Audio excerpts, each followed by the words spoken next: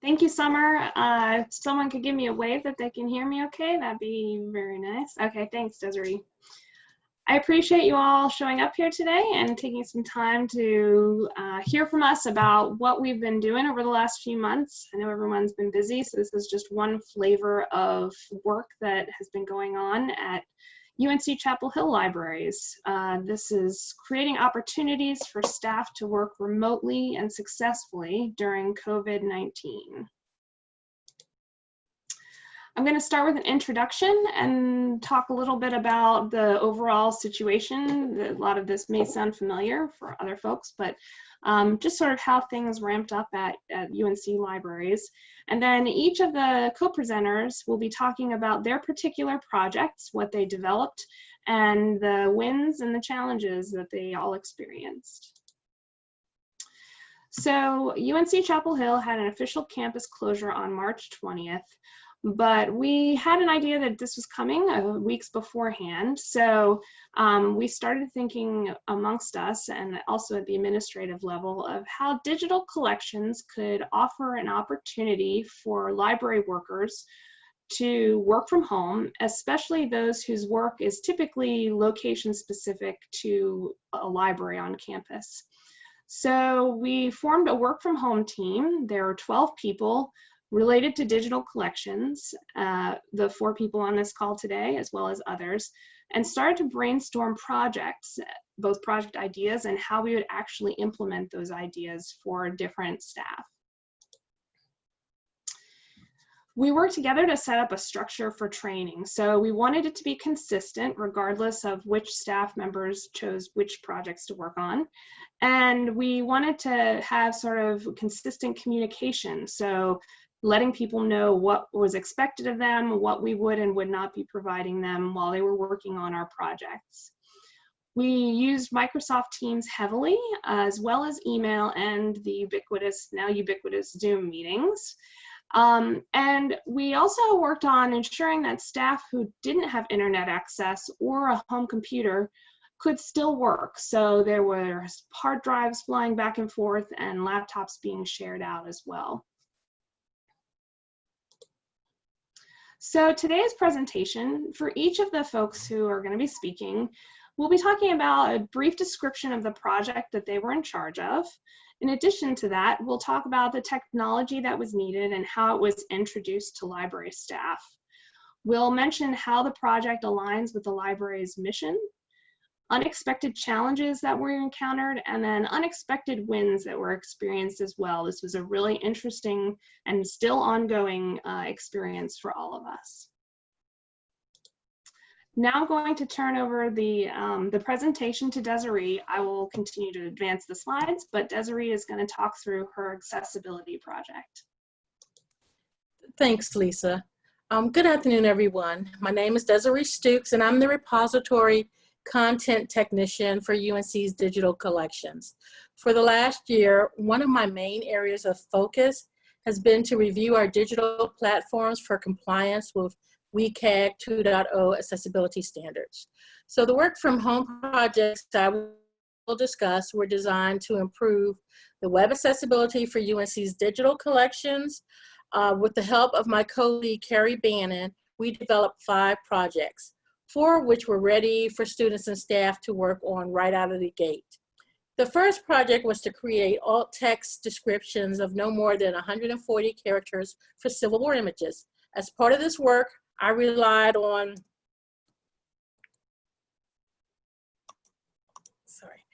the expertise of Patrick Collum, who is a member of our Conscious Editing Steering Committee.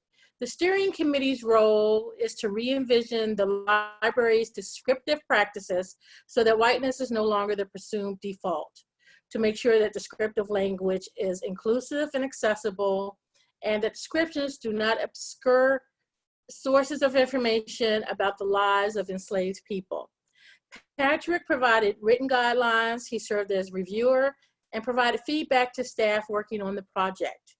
We also took the opportunity to capture additional metadata about the images, such as format.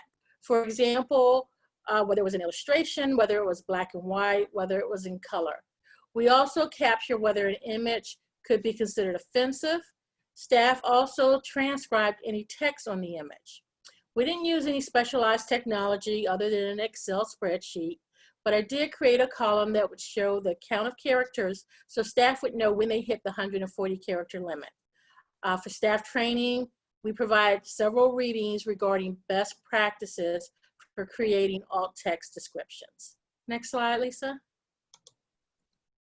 The second project, which is run by Carrie, is to transcribe handwritten manuscript documents. Staff had an option to transcribe pages at 3 different levels: correcting pages from OCR, transcribing from scratch handwritten documents of 18th century script, and documents that were deemed sensitive because of descriptions of enslavement, violence, or white supremacy. The last level was totally optional.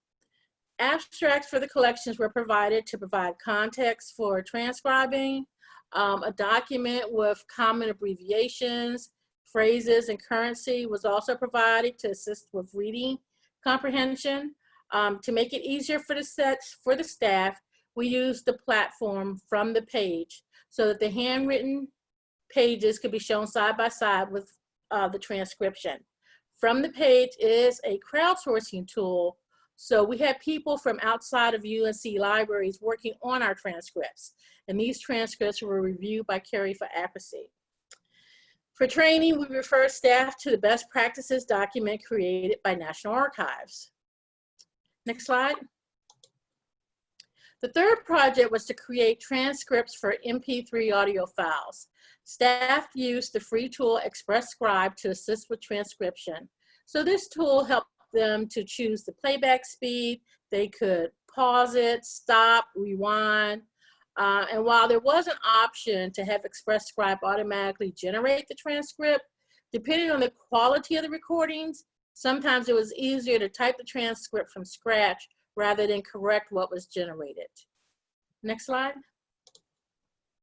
The fourth project was to create a closed captioning file and a transcript for MP4 video files. We used Microsoft Stream, which is part of Office 365, to create the closed captioning file. Microsoft Stream was released this past fall, and while not a perfect tool, it was free. Stream only exports to a .vtt format. So we use GoTranscript's subtitle converter, which is online, to create both an .srt and a .stc version of the caption file. To bring the staff up to speed, I developed step-by-step documentation for both Microsoft Stream and the conversion tool. Next, thank you. The final project was to remediate PDFs for accessibility. This project did not launch for about a month after everybody went to remote work due to the need to create detailed documentation and processes. We used Foxit software to perform the remediation. Foxit has a wizard that, among other things, will auto tag the PDF. Because of the detail needed in remediation, I ended up creating a 25-page step-by-step document and a 1-page checklist based on the type of items that are in our particular PDFs. I also provided one-on-one training. We prioritized our top 100 most visited PDFs according to Google Analytics. There were a total of 9 staff and 22 students that worked on all of these projects. Next slide, please. The accessibility work from home projects aligned to our library's missions in several ways. We aligned with the goal of making our digital collections more accessible. Also, the library's strategic framework consists of 3 pillars: preservation, student success, and the research enterprise. The accessibility projects fell within the preservation pillar because the library is committed to preserving the complex history and culture of the state of North Carolina, also of UNC at Chapel Hill. This pillar ensures that information and resources are available now and in the future. Next slide. Oh, sorry, go back one slide. These projects also reflect our value of inclusive excellence, which is to eliminate barriers to the use of library spaces, collections, services, and activities. We also want to embrace diversity, equity, inclusion, and accessibility for both our workforce and for library users. These projects were also in line with our strategic initiative of diversity, equity, inclusion, and accessibility, which is one of the priorities of UNC Libraries. Okay, next slide, Lisa. Some of the challenges faced included we had a very small window to develop the projects. We had about 2 weeks to prepare our project descriptions and training before going live for students and staff. For 4 of the 5 projects, since accessibility was just a work in progress, we had to develop the processes very quickly. After review of the alt text image descriptions, we had to provide additional guidance with certain descriptions. For example, there are dozens of images depicting scenes from the Lost Colony drama. The term Native American was used to describe what is likely a white actor in red face portraying a member of the Croatan people. This needed to be made clear in the alt text and needed to be marked as offensive. YouTube closed captioning has more functionality than Microsoft Stream, but due to copyright concerns, we were not able to use YouTube for this particular project. Because the PDF remediation project was launched later, many staff and students had already chosen a project, and so this one had the least amount of work completed. And then with the loss of students at the end of the spring semester, work slowed down on a couple of the projects. Next slide. So despite these challenges, we also had some significant wins. Accessibility went from the discussion stage to actually developing and implementing several processes. In a couple of the projects, we will have to wait to retrofit the digital platform in order to implement the work that has been completed. I also received several comments from staff indicating their excitement working on these projects.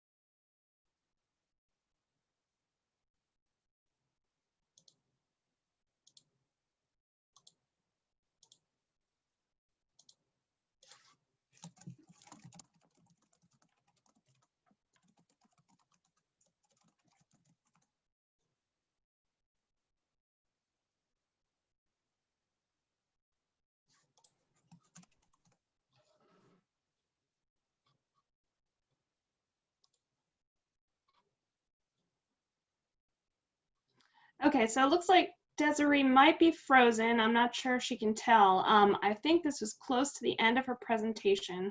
Let's go ahead and move on to the next person, and then we can always circle back for the remaining wins that she wanted to discuss if she's able to get back. I'll turn it over to Rebecca. Thanks, Lisa. So my project was a CV review for the Carolina Digital Repository. The Carolina Digital Repository, or CDR, is UNC's institutional repository. And this project consisted of library workers obtaining faculty CVs and identifying articles which were eligible for deposit. This was actually a project that I had wanted to do for quite a long time. I really wanted to do a more comprehensive CV review because I know that the CDR has a lot of science and medicine content, but doing a CV review would allow us to target areas that were not as well represented. But it's an extremely time-consuming process, and prior to COVID, we did not have the staff time to support it beyond a few one-off requests. So this seemed like a very good time to revisit it. Next slide, please.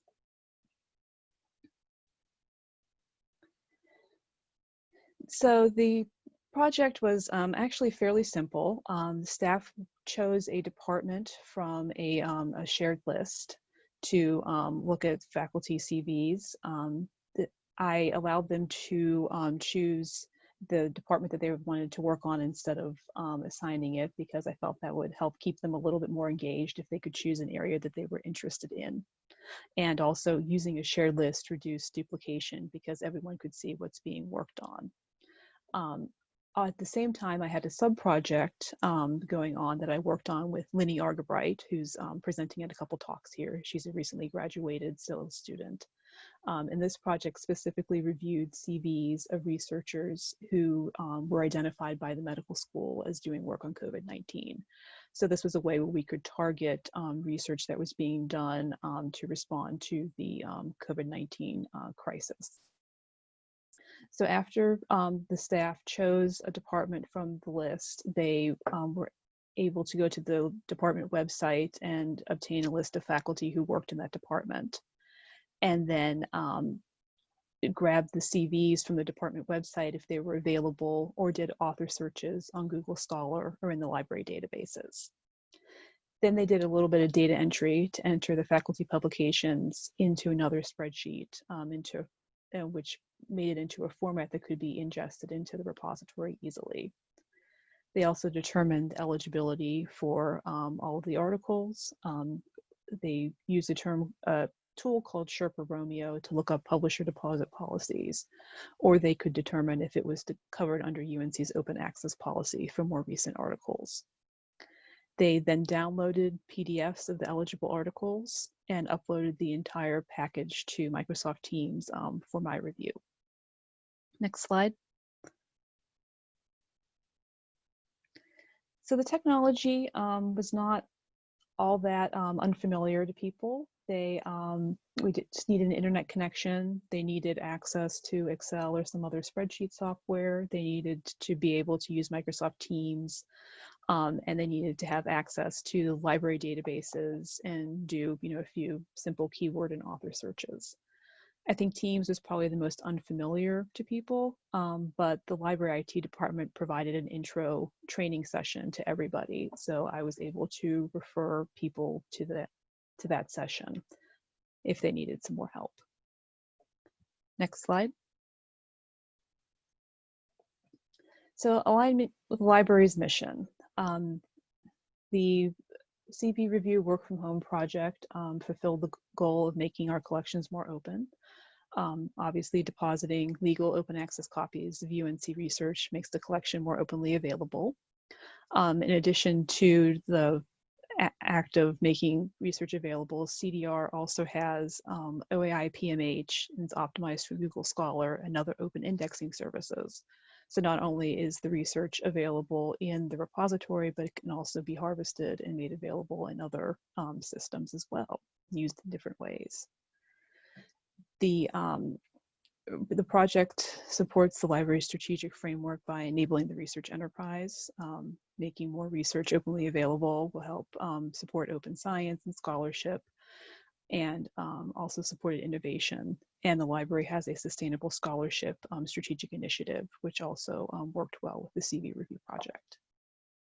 Next slide. So some challenges. I had received some feedback from early testers that suggested I provide training videos for visual learners.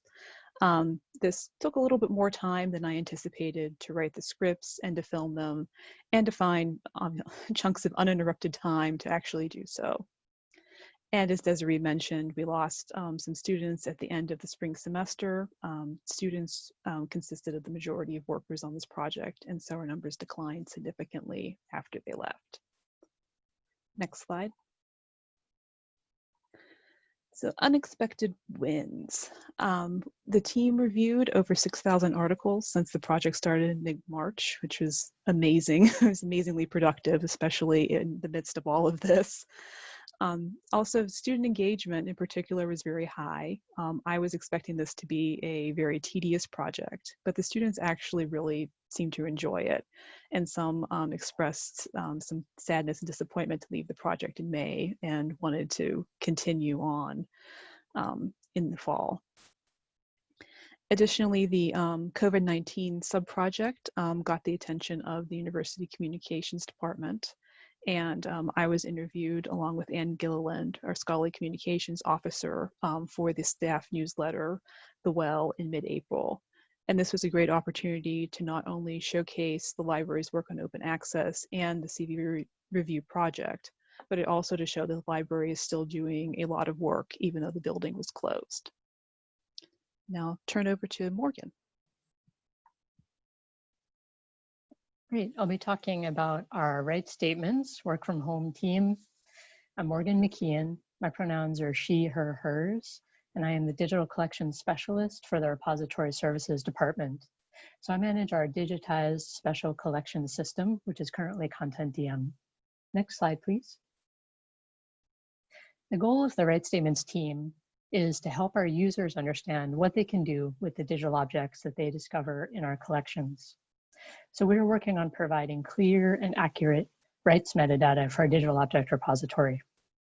Rights metadata is a really challenging area, as I'm sure folks on this call are aware. Oftentimes, users of digital collections find that rights metadata may be missing or incomplete or just plain confusing. And then another common issue is that over many years of large-scale digitization initiatives, organizational procedures often evolve so that past practices for communicating copyright of digitized materials may need to be updated as digital collections age. At UNC Chapel Hill, we have been building digital collections in our current system of ContentDM for more than 15 years, so we have plenty of collections that need improvement in their rights metadata. Our rights statements team is tackling these challenges by performing a systematic review of objects within selected collections. We are recording copyright determinations that we can then use to assign standardized rights metadata from the rightstatements.org project, which provides statements that are machine as well as human readable. This will improve usability within our own systems and then also improve our collections for aggregators such as the DPLA. Next slide, please. This team is a collaboration across a few different departments, including scholarly communications, repository services, and library data strategy and services. So I am the co-leader of this team, along with our scholarly communications officer, Anne Gilliland. Anne is responsible for decision-making about the rights determination process, and I'm responsible for the collections, workflows, and repository aspects of the team. We're very fortunate to have project support from our metadata librarians as well, and especially to be able to build upon a longer-term, really comprehensive digital collections assessment that we've been doing as we've been preparing to migrate to a new digital collections system. This assessment has been extremely helpful for determining good candidate collections for our rights statements projects. And I'll also mention that rights statements is the smallest of our work from home teams. We started out with 3 staff workers on our first project and have recently added 3 more staff for our second project. Next slide, please. In terms of communications, technology, and how we organize our work, as is the case for the accessibility and CDR teams, Rights Statements has a dedicated site in Microsoft Teams that we use for providing training, communicating about projects, and storing our project working files and outputs. In our team site, we use a wiki template that the NCDHC team created for all the work from home teams to use and customize. And Lisa might talk more about this in the NCDHC section. So our rights statements wiki has a landing page for introducing staff to the team and provides a basic orientation. And then we also have a training section in the wiki that links to outside resources and provides more detailed project instructions. We use the post section in Teams to discuss questions that come up about projects as folks are working. And having this area for discussion has been very helpful because team members can link to specific digital objects and they can see each other's questions and learn from each other. Next slide, please. Now I'll give a quick overview of our first project, which we've nearly completed. We decided to start with a large collection of digitized materials that document the development of healthcare and the health professions in North Carolina. This collection has a wide variety of formats and materials from across the health fields. It also dates from 1849 to the 2000s, so it's a pretty big range in terms of time frame as well. Next slide, please. The project management software we're using is just the Microsoft Teams site that I mentioned. And besides that, our team members also just needed to become familiar with the ContentDM viewer for visually reviewing digital objects. And in this case, they're just using the front-end public user interface of ContentDM. They're not making any administrative edits or direct changes to metadata. I really feel like the most technical aspect of the rights statements team has been more about Anne's role. So again, that's my co-leader of the team, our scholarly communications officer, who creates a manageable framework for rights determinations for each group of materials. And then that framework gives us a foundation for working out a streamlined decision-making process from all of the complicated factors that influence copyright. So our documentation and communication is really key. It starts with Anne creating an overall procedure and guidelines for a collection that I can then map to a step-by-step workflow and metadata tracking sheet. And then from there, the team members apply the guidelines and ask questions about any specific examples or any areas that we need to clarify. Next slide, please. So this is what our project tracking sheet looks like. It has links to the items staff are reviewing and the determinations categories in a drop-down menu that staff can select from to apply to each object. Next slide. In terms of alignment with the library's mission, this team has a similar goal with the goals of our accessibility and CDR teams, in that we're working to improve access and use for our collections materials. Our work supports the preservation pillar within the library's strategic framework and is rooted in our value of inclusive excellence, which we define as eliminating barriers to the use of library collections and services. And in this case, also laying a groundwork for a greater range of activities and participation in our collections. So we see our work and rights statements as closely aligned with the fundamentals of our overall collection strategy. Next slide, please. I'll wrap up with challenges and wins for our team. The challenges the rights statements team has encountered so far are mainly that even with the streamlining we've been able to do, rights statements work is complicated. So to be able to review large collections within a reasonable time frame, we've had to make decisions about the level of granularity for our determinations. And for that, again, leadership from scholarly communications has been essential by providing clear guidelines about how to work with complex materials like bound volumes that contain multiple issues and what type of notice to look for in a collection. And then it's also been really helpful to talk through questions with our team as they come across specific examples. So then related to that, as you might expect, another challenge is that preparing the projects for staff to work on can be time intensive in terms of creating our working guidelines and documentation. And then lastly, we have a technical challenge that Desiree also mentioned as well. Within our current system, we can't make item level batch updates to metadata. So we are recording determinations now that we can then update the items in our future system since we're getting ready to migrate. As far as our wins, our team has been able to work through our first project really quickly. With 3 staff members, we created determinations for over 1,000 objects in a little over a month. We've been able to train staff members in the copyright review process, and we've established a workflow that is scalable and that we're ready to apply to our next projects. And that is it for rights statements. I believe that Lisa will be up next. Before I start, I'm actually going to scoot back to Desiree. It looks like she's back and she can finish the last few thoughts from her presentation if she's ready and willing. Okay, thank you. So which bullet point was I on? Did I get through? I think it was maybe from the beginning here, accessibility move. Okay, so so we had several significant wins. One was accessibility started out in just the discussion stage. And so we went to actually developing and implementing processes. So in a couple of projects, well, we have to retrofit the platform to implement the work that we have completed. Also, several staff members provided comments indicating their excitement working on the projects and understanding the need for making our collections more accessible. So I think that was a huge win for us. And this also provided new training opportunities for staff members. We completed more than 4,700 images that were described, and 3,700 handwritten manuscript pages were transcribed since April. And I think that's it. That's all I have. So back to you, Lisa. Thank you. Thanks, Desiree. Okay, here, scoot back to where we were. All right.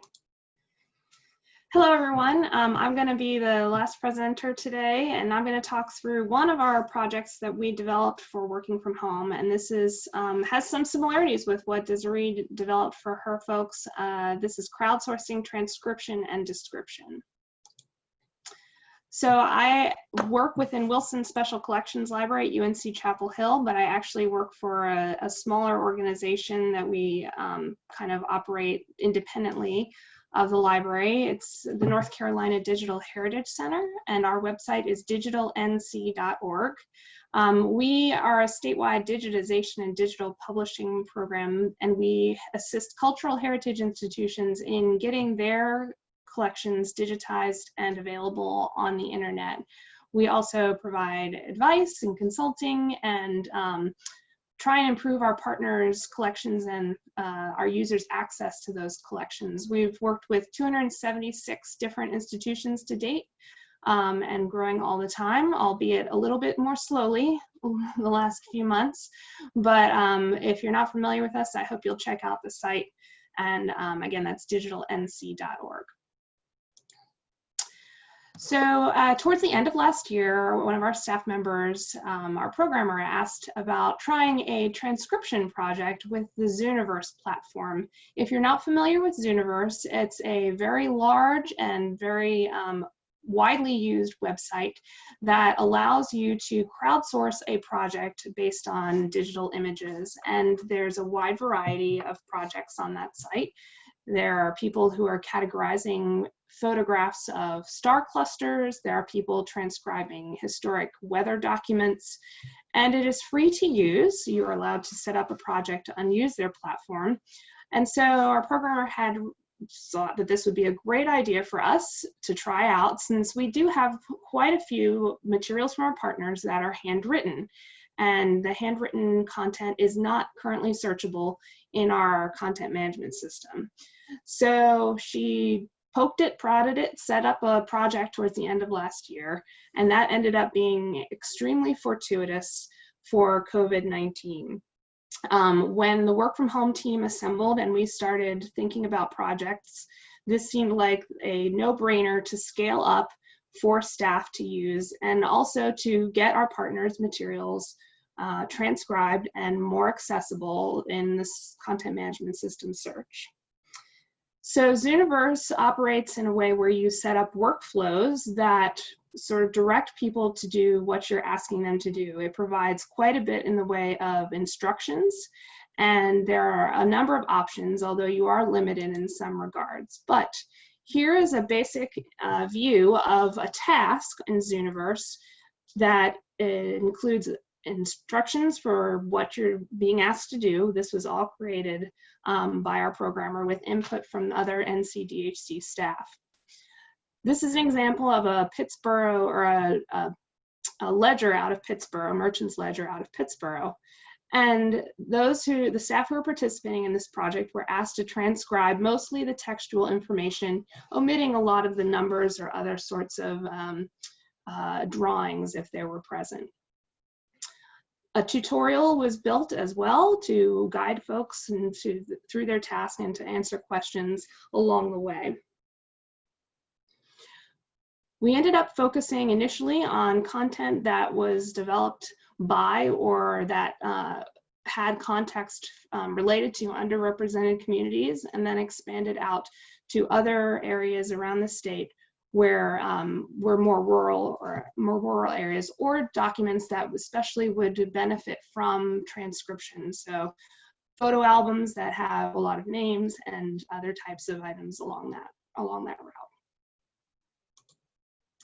As many of my colleagues have mentioned in this presentation, we used Microsoft Teams. This is an example of our Microsoft Work from Home, WFH, Teams site. This wasn't, we've all mentioned Teams. It wasn't necessarily the software we chose, but it is the free software that we use throughout the libraries. So we made it work from us. But the main basics about the workflow that were incorporated into Teams are, we had a wiki type page, which was alluded to earlier, that talks about what we're asking folks to do, why we're asking them to do it, the skills they needed, along with technology and the training that we are asking them to complete before they start. In addition, it does have a posts. You can see that towards the top, a post section, which is a chat basically. And that's where many of our participants asked questions about the transcribing. And we, our staff members, our digital projects librarian, Kristen, did most of the answering of those questions if other participants on the project weren't able to answer it.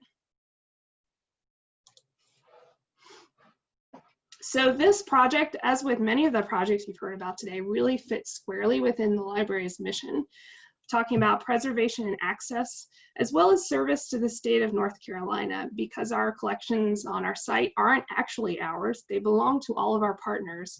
This is really benefiting all of the different institutions whose collections we were able to so far put on Zooniverse. It also eliminates barriers to resources. Some of the oldest documents are handwritten, and it helps people engage with those documents, both for research and for recreation. I also feel like this really supported the emphasis of one library, which is something that Library Director Elaine Westbrooks has really championed amongst the many libraries at UNC Chapel Hill, that we are all working together, we are all one staff to try and break down barriers and silos. In addition, it fits squarely within our mission, which I've put some major bullet points from our mission here, including community engagement, open access, and lifelong learning. Some of the participants on our project were extremely new to doing much of any activity on computers. So getting them to, or training them on these different tasks was something that they found really enjoyable, and they ended up being an essential part of our projects. This also works with our strategic themes, which we reassess and develop every 2 years. And we're looking at especially increasing accessibility of the content on our site, and also working with other units within the libraries to improve our partners' collections. So some of the same challenges you may have heard earlier in this presentation, but specific to the transcription, historic handwriting can be very challenging, and some of the pages, especially like the one that I showed earlier in this presentation, are very dense. And it takes a lot of dedication and perseverance to sit and transcribe. But this was a task that appealed to many folks, and they kept with it. I think one of the other challenges was keeping the beast fed. Our programmer had a very hefty load, especially while students were still working on these projects, in order to keep enough images online and then to pull down the images and the text when all of the images were completed. So that was an unexpected challenge, but a positive one, because it meant that we had over 5,600 pages transcribed in 3 months. And it also opened up opportunities for those who didn't have work that they could do from home in a ready way. And so it really was a win across the board for both us, our partners, and other staff.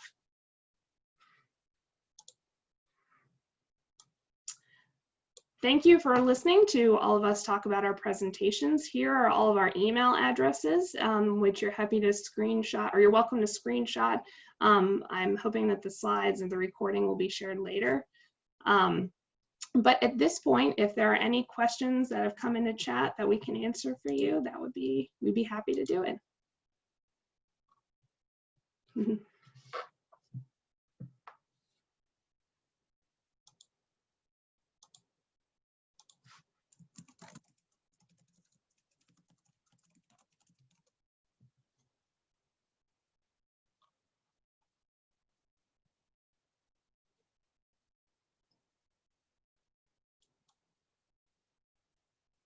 Okay, I don't hear any.